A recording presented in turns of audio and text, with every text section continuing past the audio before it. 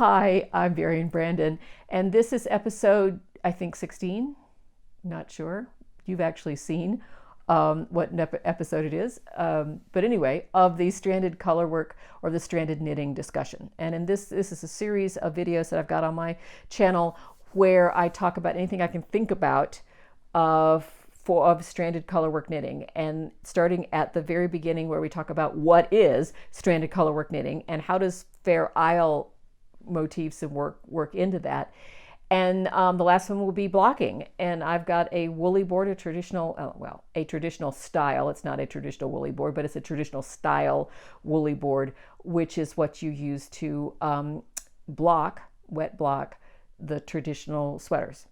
So we'll talk about that next time. But this time we're talking about that point in the pattern where you get, you pick up so many stitches around an armhole, and then you, the designer will say, now start with chart D and work around. And this is how you start with some of those larger motifs and actually center it so that you have a motif that goes straight down the top of your sleeve, and that it's not one way or the other, because odds are you are not going to have, and I've got an example of that kind of sweater here. This is one that has, as I said, has the traditional Fair Isle motifs going up and down all over the sweater. This one you put in a steek, cut the steek, picked up stitches for the sleeve. The odds are that you are not going to have an exact repeat of your larger motif in the stitches that you picked up here, so that you're going to have a certain number of those repeats with a certain number of stitches at the bottom. We'll figure out how to do that and how to get that larger motif centered right over the top of your shoulder down. And on the other hand, if I'd worked this pattern from the other way, started at the wrist and worked up, how to get that so that still presents a motif that comes all the way up right in the center, and then how you add this, you would increase stitches all the way up to the underarm. So the majority of this is going to be spent on the other camera, doing some math, not hard. I've got some illustrations to show you how to do that. And then the other example that we will do is if you have a sweater like this one, say, where traditionally these are done, as I said, this is it looks huge in the screen, but it's an oversized, and I on purpose did it for an oversized. But if you want one that fits differently, what you will end up with is, as I said, traditionally these sweaters are fixed so that there is traditionally an even number of repeats around the body of the sweater, so that you have an even number. You have, like if say it's 14 repeats, you'll have 7 in the front, 7 in the back. You have 12 repeats, obviously 6 in the front, 6 in the back. If by any chance your size is in between that, or you want a size in between that, you might not have a full repeat. And so we're going to talk about what you do and how you figure that out, and how you figure it out so that you get a single motif right in the middle, so that if you'll see here, there is a lozenge right in the middle of the what is that called? Neckline. Scoop in the neck. So we'll go with that. So let's go take a look at it. I've got some drawings and things that I wanted to show you over on the other camera. And then when we come back, I have two sweaters here that are not as symmetrical horizontally and vertically. I said horizontally and vertically as this sweater is. And I will show you those, and we'll talk about kind of what you do with that kind of sweater. So let's go over to the other camera. All right, this is the motif that we're going to be working with. This is a very traditional OXO pattern. As you see here is the lozenge, or the O there. It's in the short shape of these sort of X's and squares. And then here is your crosses and squares, and here's your X, and here's another one. So this is 2 repeats. This is 16 stitch repeat. You have 32 here, so we want to look at 16. You can see here that you can just see it that way. So there's your repeat, kind of right there. Okay, so if we look closely at this, we will see that it is symmetrical both horizontally and vertically. So you can see that this is the pivot stitch right here of the X. The first stitch here is the pivot stitch of the X. So that is stitch number 1, stitch number 17, because 17 would be of the second repeat. It's the same stitch, this one and this one. That's what I call the pivot stitch, because everything on either side of this stitch is a mirror image of itself, of each other, if you follow that. There's also another pivot stitch right here in the middle. That's stitch number 9 in the middle of the lozenge. Stitch number 9 there, stitch number 25 over here. So that is that way to do it. So we think of this pattern though as it's in its 16 stitch repeat here.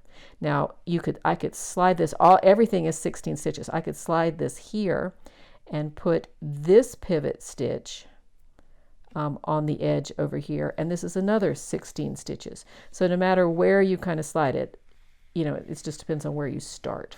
And traditionally, what I like to do, and I think I've seen other people do it too, is that they put the pivot stitch of the X as stitch number 1, so that if you only show the 16 stitch repeat in your pattern here, the O is, you see the full O, the full lozenge.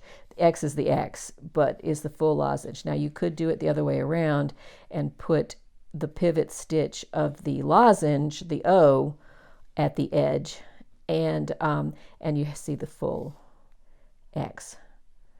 Either way, it doesn't matter. It's all about the same. It's nothing. It's just a way of just displaying the chart. Okay, so all right, so here is a drawing of I'll draw my hands here. Here's a drawing of the armhole of your sweater. Here are the stitches that are on a holder. Here is the shoulder up here. Here is the the cut armhole after the steek is cut, okay?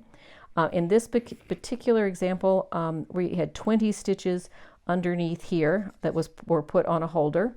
20 stitches on holder, okay? There were 92 stitches picked up along this side, and 92 stitches picked up along that side, okay? You're picking them up going that way. Here is your start of round, is right in the middle of these 20 stitches, okay? So what I usually like to do is split these in half and think of them as 10 and 10, okay? Because you want to start the round that way. And you work up this way, pick up these stitches, come to the top, and then what I would do would be to create a stitch at the top for the shoulder, because that's what you want to have the central part of, and we'll look at that in just a minute, central part of the motif will be up here, and then 92 stitches in here and here. And because I like to have stop shaking table, because I like to have a central underarm stitch, I will create a stitch in the middle here too, because what happens is that with that central underarm stitch, if that's what that is, all of your, if in this case, starting down from the shoulder, all of your decreases, your K2 tog, SSKs, they'll all be on either side of that central stitch. Is it necessary? No, it just looks neater. And I think it's definitely necessary when we start from the wrist up, but we'll look at that in just a second, okay? So what you're trying to figure out is if this stitch right here, if you decide that this stitch right here is going to be the pivot of the X, which is right there, and is the pivot of the X, which is right there, so that you'll have the X going down the top of your sleeve. That is stitch number 1. So we'll think of this as stitch number 1. So starting to the left of that, you want to see how many times you can do 16 stitch repeats from here down to this underarm stitch. This under stitch here is always knitted in the central underarm stitch, is always knitted in your background color, and it is considered just neutral. You don't even count it in any of the counting after this point. So that means that we have 92 plus 10, which is 102 stitches. 102 divided by 16 is 16, goes 16 to, 6 times, 6 times, and you'll have 6 stitches left over. Okay?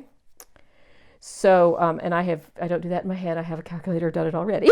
But anyway, so if you look at it this way, if we say that, so I won't write on everything. If we say that this top stitch right here is stitch number 1, then stitch right next to that is stitch number 16. Okay, so here's stitch number 1 here, and this is stitch number 16 is right next to it. Stitch number 1 and stitch number 17 are the exact same stitch, as I told you, because this is the second repeat. So that then you will count back from there, because this is 6, this is your 1, which is right here at the top there. You count back, let's get it covered. You count back 6 stitches. So 1, 2, 3, 4, 5, 6. You're going to start on stitch number 11 right down here at the bottom. So you start here. This will start there as stitch number 11. She says, writing it way off the camera. At stitch number 11, and then work 11, 12, 13, 14, 15, 16, and then you start at stitch number 1 again, and you will then do stitch number 1 through 16 6 times until you get to right there. That is stitch number 16, and then you start at stitch number 1 and you start back down this way. You will end up with stitch number 16 here. You start with a 1 and you'll end up with stitch number 11 right there. So this is a mirror image on either side of this central stitch.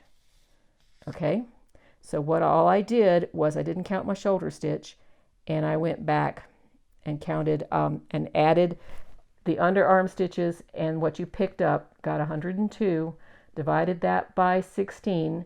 6 will go in 6 times plus 6 stitches left over. Okay, now if you wanted to, let's see if I've got another copy of this. I should have another one. If you wanted to start that with stitch number 9, let's say, get off of there.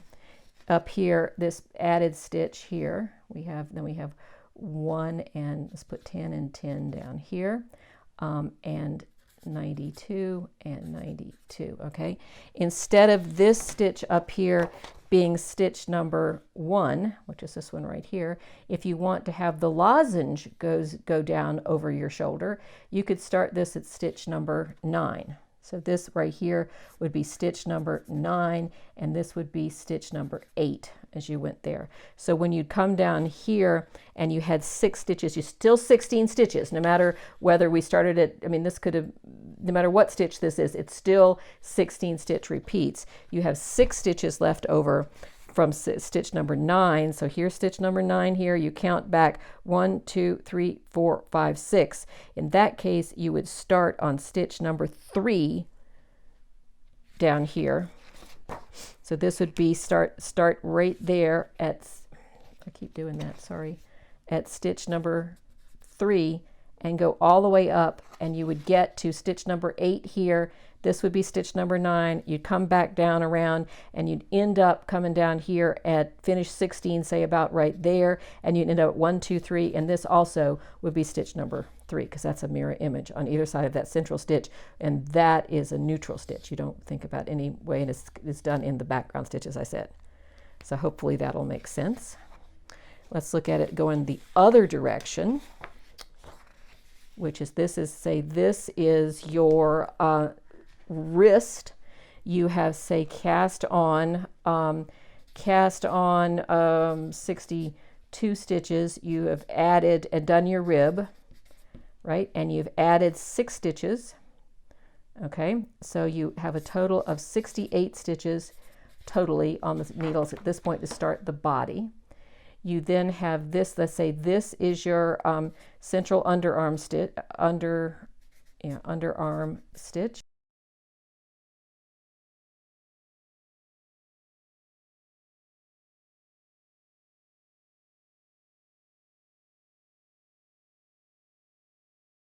And then this would eventually become your shoulder. It's 1 over here. It become your shoulder stitch. Don't look at my handwriting. Okay, shoulder stitch. You would then have 33 stitches over here and 33 stitches over there, right? Because 68 minus these two is 66, then you divide it in half that way. Well, that one's pretty obvious. That 16 goes into that twice with one stitch left over. So you would start, if your pivot stitch is going to be, here, you would just start on 16. And by the time you got all the way up to here, you would end up with 16 here and come back around, and you'd have one stitch here, stitch 1. If you decided to do this on stitch number 9, you're going to start with stitch number 8. Yeah, start with stitch number 8. You'd end up with 8 here, and then this would be stitch number 9, and you go around the same way. You end up with stitch number 8 there. Okay? Hopefully that makes sense. Now, the other thing we were going to talk about is the idea that you have a hello, there we are. You have a sweater here in the round. This is the left side. This is the right side. This is the front. This is the back there. Okay? You would start here. This is the start of round. There, you're going to work this way. All right? Now, but in order to figure out your motifs, what you're going to have to do is come up and you'd put your central motif. So I'd start here in the front. If it's a traditional, it's got the same number of stitches in the front and the back. You'd come up and you'd put stitch number 1 or stitch number 9, which in this case, if we're using the same chart, right here, and do the same thing, count back. And in the case, let's just say just for sake, that there's 7 stitches left over. You're going to have 7 stitches here. You will have 7 stitches here, have 7 stitches there, and then you have a certain number of repeats here, and then you'll end up with the number 1 stitch there, and you'll have the 7 stitches there. In those 7 stitches, you can just take this chart and do 14 stitches. Just kind of figure out what the 14 stitches are. You kind of play with it. You can leave them, you can do a checkerboard, you can do it whatever you want to. It's up to you to fill in, do some little just some little motif that is 14 stitches. And in this case, you would probably have, it'd be really 12, because you'd have a neutral stitch on either side that would be your just dividing stitch. This would be a background stitch, and then you'd have 12 stitches in here to play with and create some little motif in the middle there. So there you are. That's how you would do that one. This type of thing is traditionally done in Scandinavia. I've seen it done, whereas the Fair Isle and the Shetland people would be more like, you wouldn't have any partial stitches here at all. It would all fit in, so that you would have, as I was saying, you'd have repeats. So let's see if I got another one of these that would be less. Somewhere over here. Tell me I printed out more than one of these. Yeah.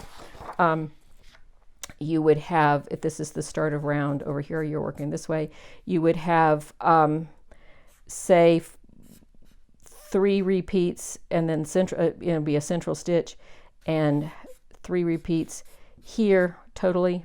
That's a skinny repeat. I don't mean for it to be.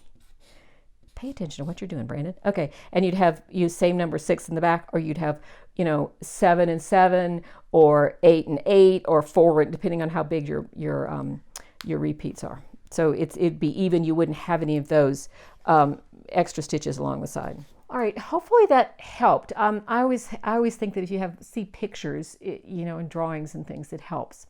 But what I want to talk to you about now is, as I said, a non-traditional more of a stranded colorwork sweater, as opposed to the Fair Isle with the traditional Fair Isle motifs that are both, so I can do this right now, horizontally and vertically symmetrical.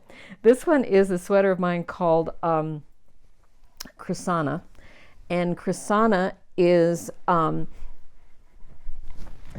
is definitely not it's kind of a hybrid, because it's got the sort of traditional banding of the Fair Isle, and I think that is reminiscent of a lot of the stranded colorwork stuff, is you have this banding of motifs, but it has these Celtic knot work in it. the stitch repeats, the motif repeat is not much. It's only about this much, but it's not symmetrical. So you would do, for the sleeve, you would do basically the same kind of thing, except that when you find the center stitch, you find the center stitch here, it's not going to be symmetrical on both sides like it was with the O and the X of the other sweater, or sweaters like it. So, and if this, I don't know what the repeat is on here, but if in any case, it is not, there is not a central pivot stitch, because it's, as I said, it's not symmetrical. I would choose one or the other. I mean, if it's like, I don't know what that is, probably 12 maybe repeats. I don't know, could be 16, could be 17, I don't know. If there's not a central stitch, you just choose kind of one of the other middle stitches in there. Now, the interesting thing with this one is that if you can see here, I'm going to show you the underarm of the underside of the sleeve. Oops, here. The underside of the sleeve is here, right? You've got these Piri patterns before you start your main motif, or one of the main motifs. These Piri patterns, as I mentioned, if those are not exactly centered, there's so little of them that it's not going to show. I mean, you're not going to tell that you're off by 1 or 2 stitches because, of these patterns. But you can see that, where am I here? You can see that you've got about 2 inches before you even get to your main pattern. So if this is, say this is a 16 stitch repeat, you've added up all your numbers in your underarm, in your armhole opening, and you have again, say 7 stitches, so many repeats and 7 stitches left over. Well, by the time you get to where that motif, where you have 16 stitch repeats, by the time you get there, you've probably done 2 repeats. So in reality, you don't have 7 stitches left over, you have 5 stitches left over. So instead of going in 7 stitches, you'll go in 5 stitches. But you have to figure that out and know how many decreases. Now, this could be that you decreased, say, every 10 rounds, which is not going to happen, but because this looks like about 10 rounds. Yeah, about 10 or 12 rounds actually, but every 10 rounds you might only have 1 decrease, and so in that case, instead of 7 stitches, you'd have 6 stitches. Does that make sense? You have to kind of just do a little bit of math. I mean, just kind of be aware of what's going on before you start doing your decreases. Same thing if you'd started at this end with this sweater, you have a certain number of stitches here that you're doing increases. So when you figure this out, you might have 12 extra stitches, but in reality you're going to have 14 if you got 2 increases in this amount of space. Okay, when you do your numbers. This one is a totally other kettle of fish, if you will. I don't know where that came from, and I don't ever say that expression, but somehow I just said it just then. This is a sweater where your repeat is 60 stitches. So, and there is no pivot stitch at all. So what I did is, if I missed by a stitch or 2, who's gonna know on this particular one? Because you're not. But just for my peace of mind, I centered this on stitch 30, 31, something like that, and then did the same thing with the 60 stitches and did the same thing around.